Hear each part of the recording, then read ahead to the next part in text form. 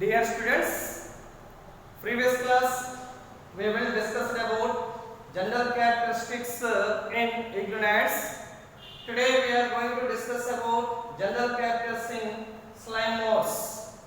Dear students, slime molds organisms are in saprophytic protistas. Saprophytic means these organisms are always depend upon to the dead plant bodies, dead animal bodies, that is dead organic matter. That is dead organic matter. So saprophytic protistas. These organisms are in saprophytic protistas. Saprophytic means these organisms are always depend upon to the dead organic matter, including dead plant body and dead animal body. So the multinucleated mass of protoplasm is surrounded by a plasma membrane. Dear students, the euglena organism is also do not containing cell wall.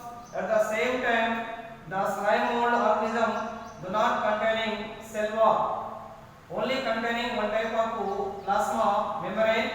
This is a plasma membrane. So this is a protoplasm and these are several nucleus, that is called multinucleate. Generally, a single cell containing a single nucleus, that is called uninucleate. Sometimes a single cell containing two nucleus, that is called binucleate. But sometimes a single cell containing two or more nucleus, that is called multinucleate. Clearly understood? A plant body is made up of number of cells or several cells, but here a single cell containing a single nucleus. This is a very important general characteristics, that is known as uninucleate. But sometimes some organisms of a single cell containing two nucleus, that is called binucleate. But especially Wacheria and Mucor as well as slime molds. So these slime molds organisms are containing more than two nucleus, that is are present in several nucleus, that is called multinucleate. So this is a mass of protoplasm, that is protoplasm to be appeared scattered manner, protoplasm to be appeared scattered manner, nucleus are to be appeared several. This protoplasm, this nucleus are surrounded by one well-developed plasma membrane, that is multinucleate mass of protoplasm is surrounded by one plasma membrane or one cell membrane. This is a slime mold diagram. Mold means one type of fungi. So slime molds. This is a one fungal organism. So here slime molds is one of the fungal organism. This is a slime mold diagram. This is a plasma membrane. These are nucleus. This is a mass of protoplasm.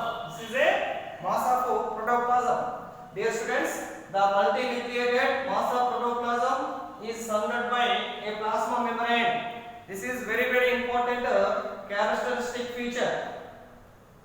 Next one here, the body moves along decaying twigs and leaves engulfing organic materials. So this is a slime mold's body.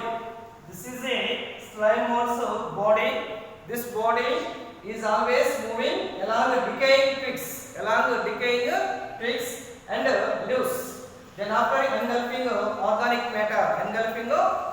matter, by means the body is always moving decaying twigs and decaying leaves, totally decaying organic matter. Under suitable conditions, that is under favorable conditions, they forms an aggregation, that is called plasmodium. So dear under favorable conditions or under suitable conditions, the mass of protoplasm and multinucleate to be form of a one aggregation, that is a group of cells, a group of nucleus. So that is called plasmodium. So in this diagram, the nucleus are to be separated. So in this diagram are shown here the early stage of slime mold. This is a early stage of slime mold diagrams. So this is a mass of protoplasm. These are several nucleus. These nucleus are separated by one to another. But under favorable conditions or suitable conditions, so the mass of protoplasm is to be reached middle, and mid of the mass of protoplasm is surrounded by a group of nucleus. So aggregation of nucleus. So that is called plasmodium. Under suitable conditions, they forms an aggregation is called plasmodium. So the slime molds of protoplasm, multinucleate and plasmamembrane to be forms a one aggregation. Aggregation means a grouping of cells or a grouping of nucleus. A grouping of cells or a grouping of nucleus. These nucleus are to be not separated one to another. These nucleus or these cells are not to be separated one to another. That is aggregation.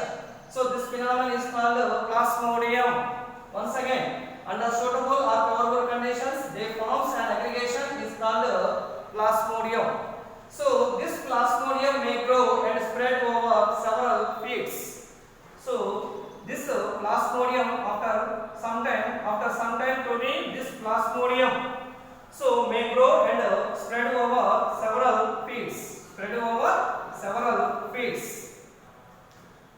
So this plasmodium after some time to be grow spread over several feet. This is the important thing. And next one here, during unfavorable conditions, not suitable conditions. During unfavorable conditions, the plasmodium differentiated and forms one protein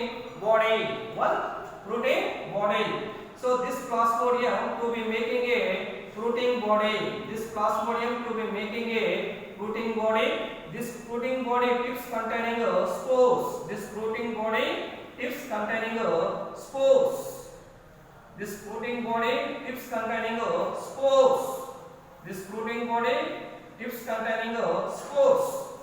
These are the spores. So dear students, during unfavorable conditions, the plasmodium differentiates and forms protein bodies bearing spores at the tips. An aggregation of plasmodium under unfavorable conditions. So to be form a protein bodies. These are protein bodies. And each protein body to be produced spores. These spores are present at the tips of the protein body.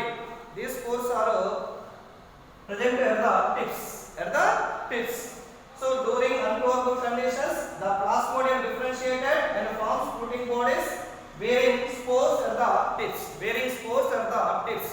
Dear students, each protein body containing spores at the tips. By means, during unfavorable conditions, the plasmodium are to be developed protein bodies. These protein bodies containing several spores, but clearly shown one type of spore. So these spores are present at the tips. And the spore possess this is a spore. So the spore possesses true walls.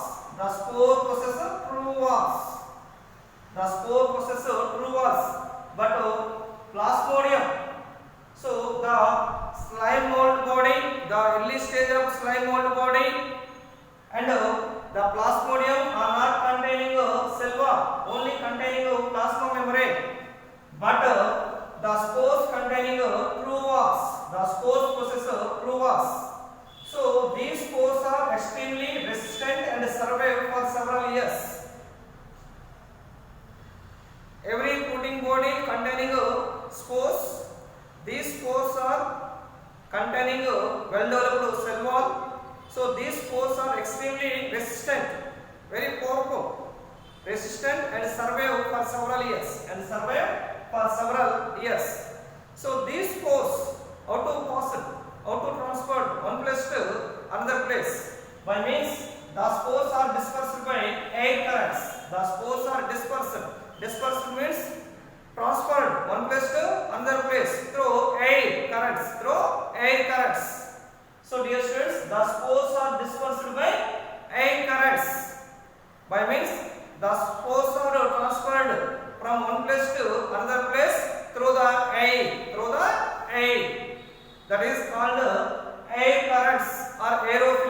That is called air currents or aerophily. Okay now. So this is about general characteristics in slime moths.